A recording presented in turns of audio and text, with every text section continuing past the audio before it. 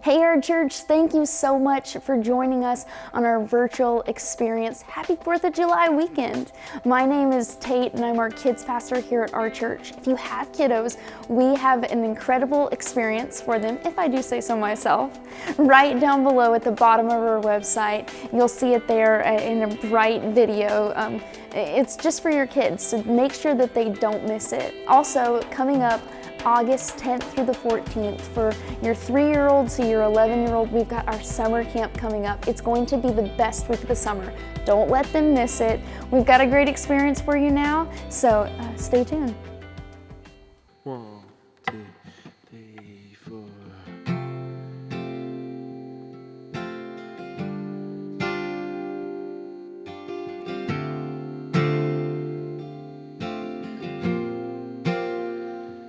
Be still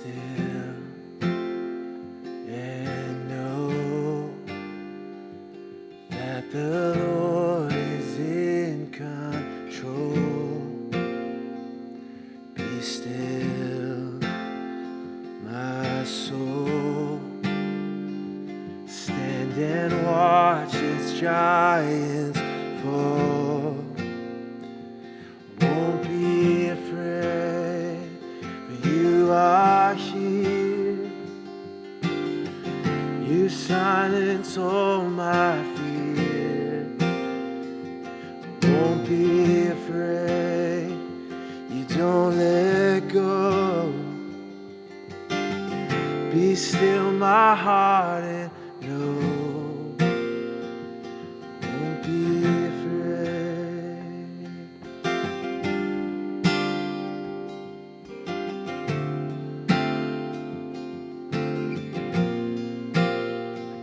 So be still and trust what the Lord has said is done. Amen.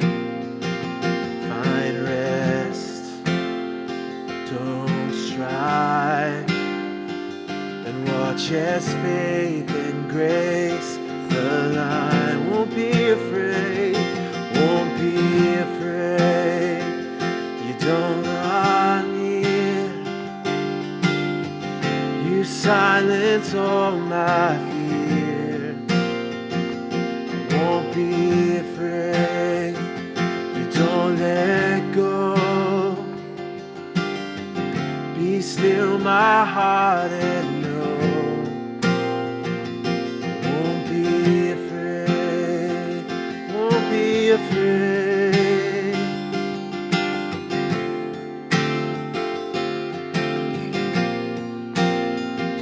I won't be afraid.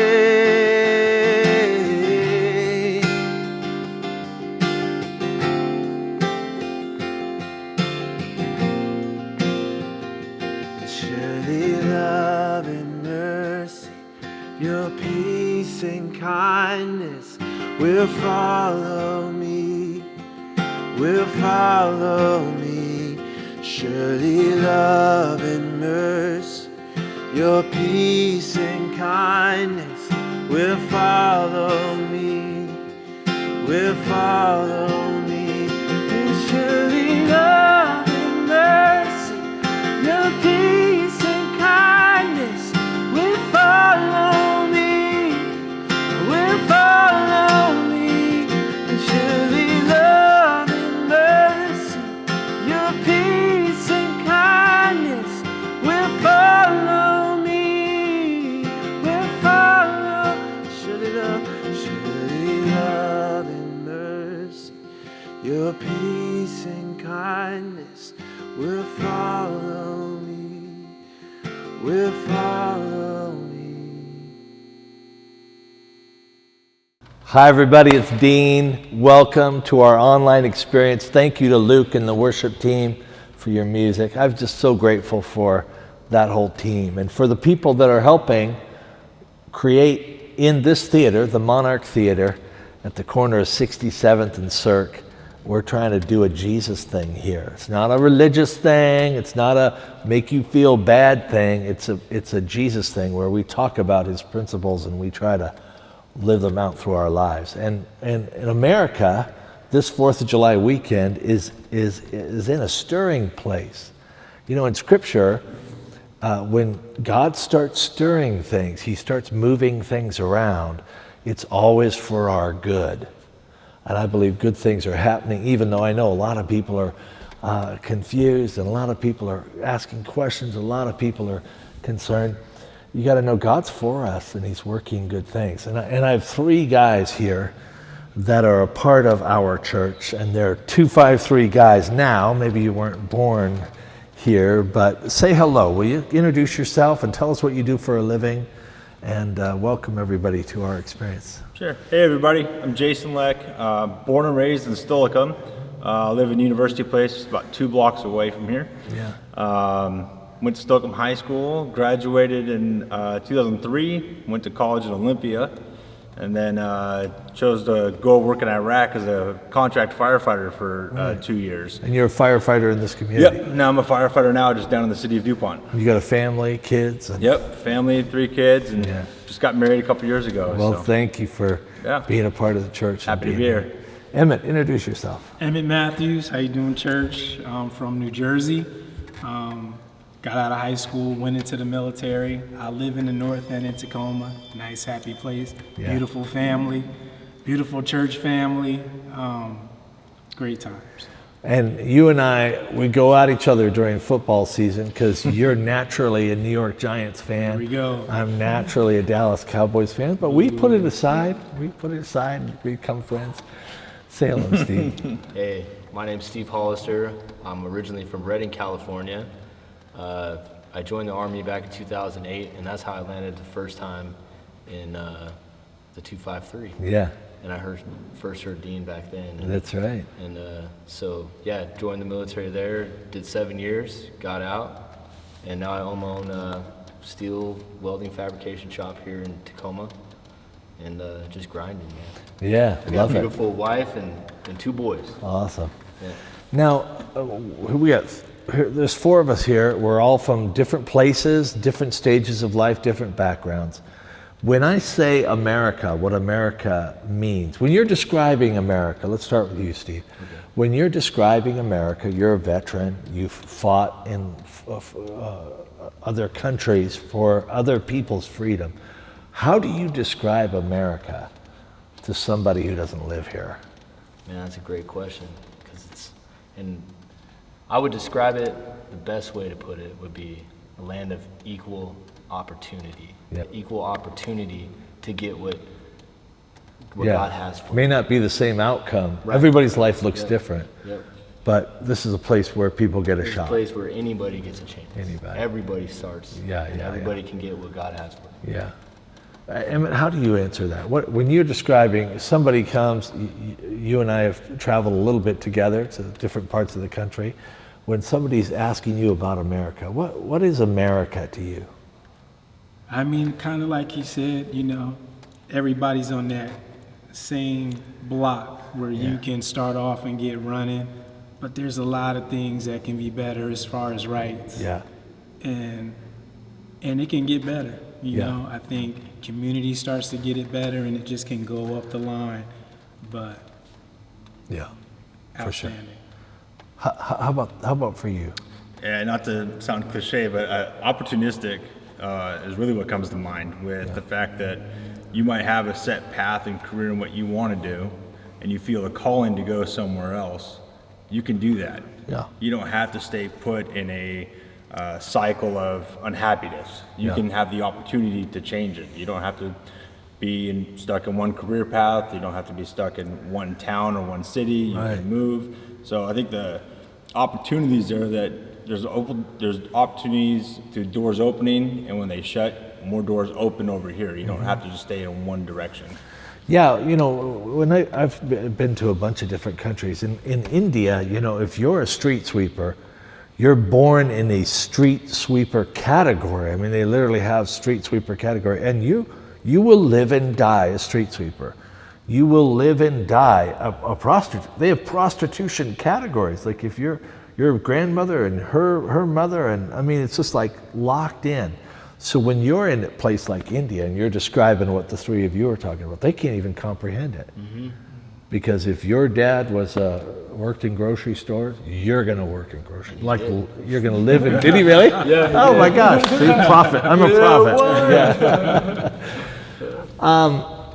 When I was in college, I read about what they called the Great American Experiment. That this is the largest democracy, secular democracy. So you don't have to be a follower of Jesus. You don't have to be a Muslim. You get to chart your own faith course, okay? But that experiment is developing. The founders of this country said things in the documents that they weren't doing. They weren't living even close.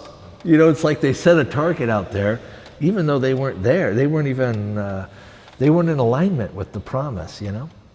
So in the time right now where everybody watching knows the day we're living in, they're not just watching cartoons all day. They're reading the same stuff you're reading, watching the same stuff you're watching, having the same conversations that we're having. What's, as Jesus guys, because everybody here is a Jesus person, what's next for the American experiment? What do we have to get right that we're not getting right now, in your opinion? And everybody knows it's just opinions. We're all friends here, but what do you sense, like in the 253, what's happening here? What needs to happen in Washington State, in the greater picture? What are you sensing, you know, as leaders here? I think the one thing that we need to focus on, in my opinion, is that we stay patient with each other and understanding that, for the most part, everyone wants the same thing. So if somebody doesn't understand this argument over here, or this person's so firm in their beliefs that they won't even listen to this argument over here, right, we're not going to get anywhere because we're shutting each other off before we even have the opportunity to open up to one another. So I think being patient with one another and allowing ourselves the opportunity to hear what others are saying so that we can then also express our voice and be heard. Because I think right now everyone is expressing what they want to express, but at the same time, people might not be listening. So I think as long as we're patient and open to working with each other to keep moving in the same direction, because everyone wants the same thing. Do you sense that people are patient? Because here's what I think. I think people are more patient than it seems. You know, Melanie likes to say that this is the happiest church in the 253. Well, it's not happy because we all agree. You know, it's happy because people basically, what they're saying, you know, in a Facebook post or something, they're not that, that's a billboard, you know, and that people put up a billboard where they want to go. But that's not to say that they're not going to have a dialogue. You know what I mean? I mean, that's just Dean. I'm not trying to force that on you. But Emmett, how do you process, where should we be going right now? Well, I think movement to change is happening in the world right now. And as a Jesus person, I just think Jesus is wanting everybody kind of to depend on each other. You can give me any opinion you want to give me, but I still think it's going through everybody's hands, through everybody's words, through everybody's actions on who lives matter. You know, and I think it can really get to a good place right now with what's going on. You hate to see people hurt. You hate to see people sprayed and what's going on with it, but I think the voices are being loud and the people are being proud. This stirring, that's what I'm talking about. I mean, it's not, I don't think people should automatically assume, oh, it's deterioration. You know, it's not deterioration, it could be progress. We get to decide if we're going to move forward or not. And how long did you serve in the? 11 years in Army. 11-year veteran. Does it trouble you that you served your country and people with your skin tone still are having to scrap for some basics? Well, see, that was a choice that I made that probably was the best choice I made in my life, because I had so many NCOs who groomed me up as a young man going to war. I went straight from AIT. You know, so What is AIT? it's your training. So Okay. you do basic training and your skills training is Okay. AIT. And I needed that, you know, to That was an education for right. you. And my first duty station was Germany. So that's my first time away from home. So All right. you go from being a high school athlete to doing your training to you going to Europe. Right. Okay. See the world a little. And it was the best experience of Yeah. my life, but I had so many good leaders who Yeah. helped me step by step of growing up, And- taking care of yourself Yeah. and maintaining. Along that, you're in war, you know, Right. so I was in Desert Storm, Desert Shield. Okay. You know, you grow up fast Yeah. and you see so many things, but you use it. You Right. know, I've used everything a coach told me, Yeah. everything I learned in the military, things I do. The in good church, stuff things and at the work. bad stuff. You use Even the everything. prejudice Right. that's come your way. You must have seen it. Oh yeah, of course.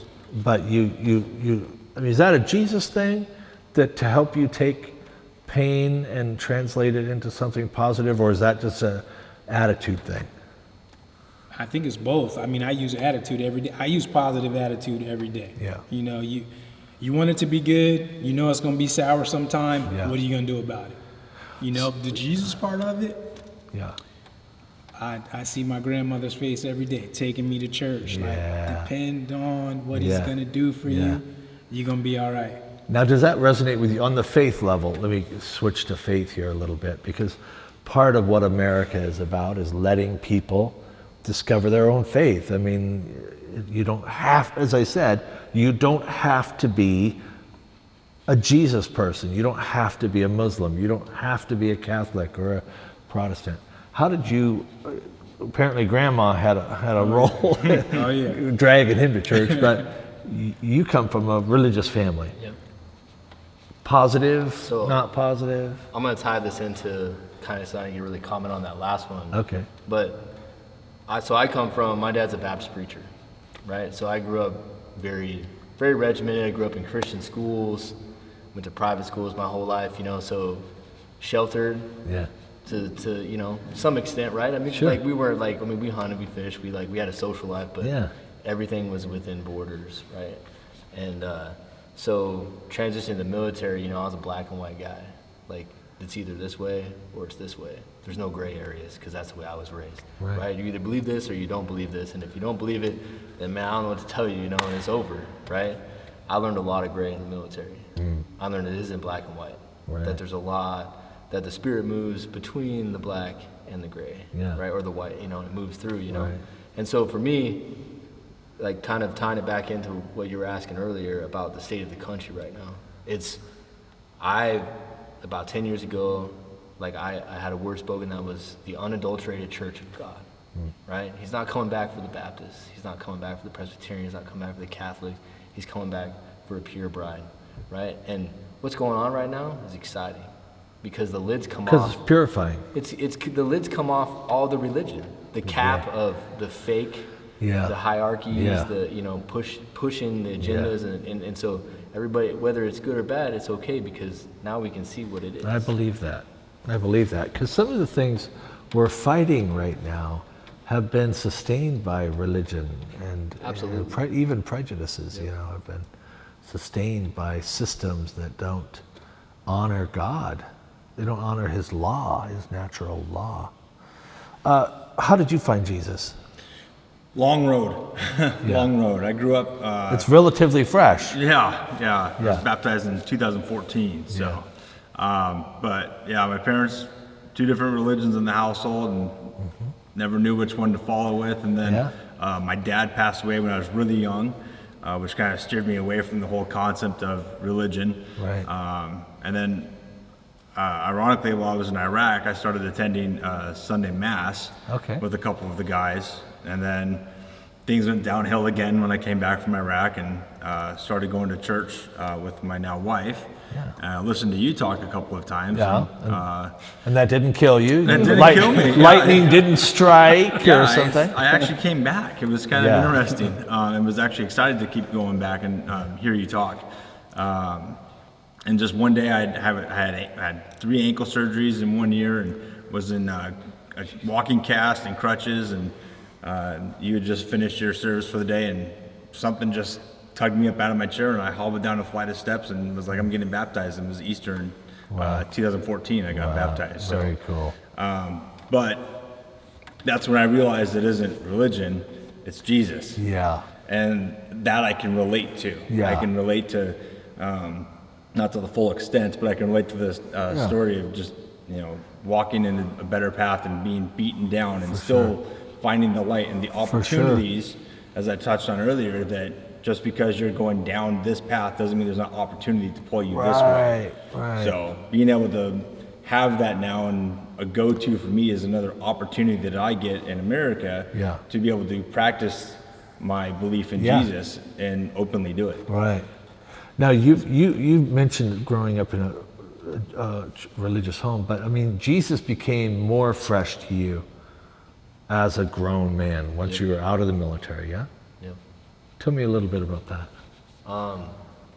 Like I had a hard time bridging the gap between the knowledge and I know the word. Like you never get the word out of me, and that's what I love about the way that I was raised, right? But bridging that gap from the word to the experience, right? Which is I was always taught against the experience growing up, right? So, but having the experience, and the first time I truly experienced, I told you this the other day when we were talking, is when I sat underneath you when you were speaking at the other church, and I was fresh into the military, freshly met my wife, and you spoke about, and the sermon was just simply Abba Father. I can't remember exactly, but I think that's what it was. And you kept saying it, man, and it was like that day, like I have a great father, and he always loved me deeply, right? But like I made that same connection that day. It was that experience, right? It was the spoken part of it, right? Nice. So, and then man, my story's crazy all the way through. Yeah. But that's when it started for me. Good days and bad days. Jesus is in all of it. Yeah. And you and I met through your oldest son, right? Devin, And saying it's time to go back. Right. Yeah. So the kids are kind of, Grandma got it started, but then the kids kind of pull you guys back. Right. What do you sense? We'll start with you. You live here for a reason. You don't have to live here. Right. I mean, you're from the East Coast, and you overcame being raised as a Giants fan, and now you're over here on the West Coast where we have other teams. But in all seriousness, why do you live here? Why do you worship here? Why is the Matthews family rooted in this community and not somewhere else? When you're going to get out of the military, you're really trying to figure it out. Like, do I want to go home, or where am I at? Is it gonna be? Am I gonna be all right? And you're asking everybody in your family. They want to know what you're gonna do. And I'm walking through the mall, and I run into her. The beautiful girl. And I always liked the atmosphere here. I liked how it looked, the green. I'm used to the city, but the people were nice. But at the end, it's about the beautiful girl. Right. And I felt good here. I didn't feel like I couldn't do it. Right. You know? And then I get into the community, the Boys and Girls Club, and it's getting better. Yeah. I'm running into nice families, so I start coaching the kids. And once I started coaching, I knew then because I wanted my daughter and sons to be able to focus on grades, be athletic in the church. So it was going good. Yeah. It was going good to right now, having them be in college and play. Yeah. I mean, the story. Yeah. It's a great story. And we're not finished yet. Yeah, that's right. We're not finished yet. Right. But I mean, for the kids to be where they can understand what's happening. That's all you want. Yeah. We done been through it already. Right. And that's so true. And then there's a storm in that foxhole when it was blowing on me, and I'm saying, if you can get me out of here, I'll do whatever. Were there moments where you weren't sure if he was going to get you out of there? Oh, I mean, when the first day, when the sirens go off, when they're going over, when the stealths are going over, and you see the bombs going down, and you see the tracers coming up, that's when I'm like, what's really going on? Did I sign up for the wrong thing? Yeah, no But then kidding. you're hoping like all your training, Right. your buddies that you with, right. you want the Yeah. best for everybody, Yeah. but you're Yeah. you're asking them at that time. Yeah. You guys have both been, you're in Iraq and you were in Afghanistan. Does that resonate with you? 100%. 100%. And it's a blessing. Yeah. Absolutely. A blessing. Yeah. Why are you here? Why not Reading? Why is this home? You asked me that 6 months ago. I told you I have no idea why I came back here. I came back here out of necessity.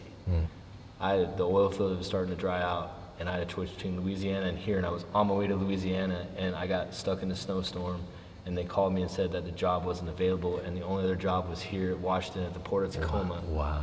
So I came here, and I always knew I was supposed to be here. Yeah. And I'm here because the battle's here. Yeah. Because the fight's here. Tell me about that. What? So to me, man, I'm here because of what's going on right now. I'm here because you're here. I'm here because I listen to you and I listen to the people that are here and the people that are around us. And like, yeah, there's some toxic stuff going on in society right now, but that's why we exist. That's right, bro. We are warriors. Like that's what like everything that we went through in the military was a physical training camp for a spiritual battle. Yeah. Right? So the spiritual battle, like now when things are going on, like when we're getting fear mongered and we're getting, oh, this is what's really going on, this is what's going on, this is what's going on, and then you set in your peace. Yeah. Because you said in the beginning, right? In the beginning, you're like, oh my God, everything's coming down on top of me, right? But 6 months into it, I remember standing up on a mountain when it started fire and going like, where's it coming from? Where's it coming? You're not afraid anymore. That's a great, You're not afraid that's a great anymore. picture. Because then you have an understanding of what's going on. And that's how we have to live, like this is a different kind of fight, different Right. kind of battle. You rest on your flesh. But this is what I'm trying to say is that, yeah, I mean, this is what Jesus people are here for. What are we hiding from? This is why, we teach our kids, your kids are living big lives. You got one going to college, you got one working in downtown Seattle, another in collegiate sports, headed to professional sports. You're raising a family, you're a fireman, you're on the front lines of solving problems with us. I mean, this community needs guys like you to be Jesus people and figure it out with your people so that we can change this town, Because if there were more men like this would be a better place, in my opinion. What do you want people to know? It's the 4th of July. This is the first, they'll be able to watch it throughout the week, but the first time people are going to see this is on Independence Day. I want you to look at this camera, and we'll start with you, Jason. Then we'll just go down the line. I want you to look at that camera, and what do you, from your soul, I'm not just talking from your head, from your soul, what do you want people to know? Yeah, I think everyone just needs to know it's going to be okay. We're going to get through all this together. I was told a long time ago that you're either going into a hard time, you're in a hard time, or you're coming out of a hard time. Yeah. And unfortunately, when I was told that little tidbit of advice, I took that on as, okay, well, I got all this, I got to handle all this on my own. I've just now recently discovered that if I do that with Jesus, it's a little bit more tolerable and I can take on more than I could have if I was by myself. Because I'm not in it alone. Right. No, we're not in this alone. And as long as we stay focused with our message to our brothers and sisters through the word of Jesus, that we're going to get through this just fine. That's just what I want everyone to just take away from it, is that we'll get through this. I love it. It's awesome. Emmett, what do you want those people to know? I mean, like he said, I think it's going to take a lot of love. Love your brothers and sisters, depend on each other more. But for the country, it's going to be like this no matter what. Some type of way, everybody's going to get connected some type of way with everybody feeling equality and justice for everything they do. So even if somebody does come here from somewhere else, they still feel good here. Yep. And I think that's the only way you should be able to live. But for the stages, just watching you on stage and seeing the energy and the love that you pass down through Jesus through us, I know where it's going. Hey, I know where it's going. And for you two guys being here with me today, I love them just hearing the stories, because Yeah. you need those stories to grow. Yeah, you do. So grow in your own place, grow in your own circle to where you feel like it's just right. I love it. Excellent. That's awesome. Finish it off for us, man. All right, so all things work together for good to them. The good does not become before the work. The good always comes because of the work. And right now, it doesn't look good, but it is good. So keep your peace, because now is what we are called. This is why we're here. This is why we're here, right? So do the work. Get up. Stop being afraid. It's not about courage is facing your fears and still engaging the battle, right? Yeah. Run the race. Run the race. Keep your peace. And know that all things work together for good. Yeah.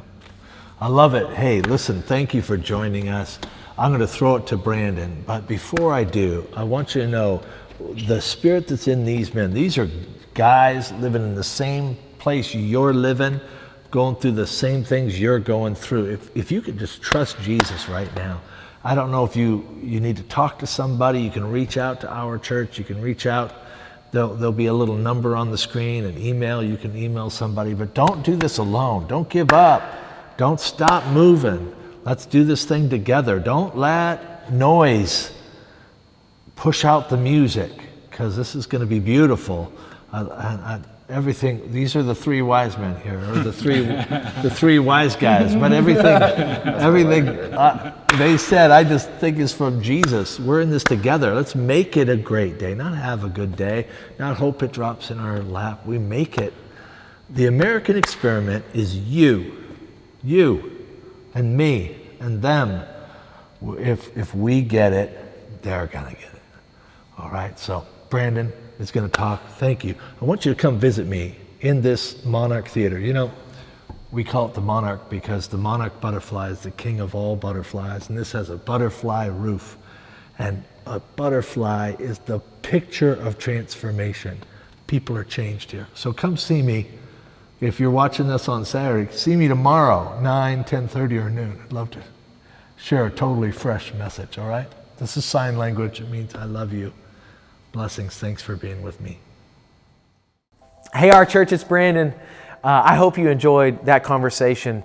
And I want to say to you, happy 4th of July weekend. Hopefully you're safe and you're doing good. I've been saying from the beginning, hopefully you're celebrating your freedom today or this weekend in ways that don't bring bondage in the weeks to come. We're grateful for freedom, and we're grateful for Jesus, the person of Jesus and who he is to us.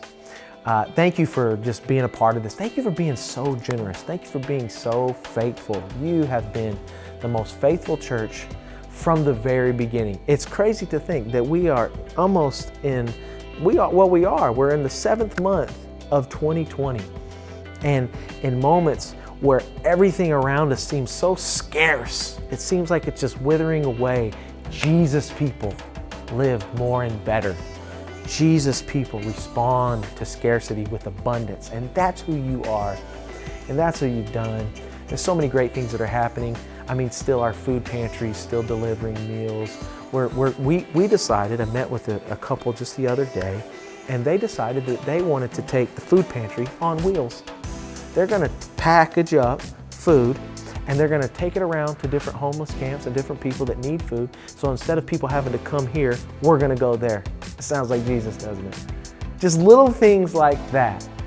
It just proves to a city that is desperate for people that need Jesus, that Jesus is alive, that Jesus is moving, and he's living through you. So thank you for being generous. Thank you for being so faithful. A couple different ways you can give. But of course, on our virtual experience, you can text Our Church to 77977. That's one word, Our Church to 77977. Thank you for being so faithful. We hope you enjoyed this 4th of July virtual experience. We love you so much. We'll see you next weekend, either virtual experience in the Monarch or our drive-in church.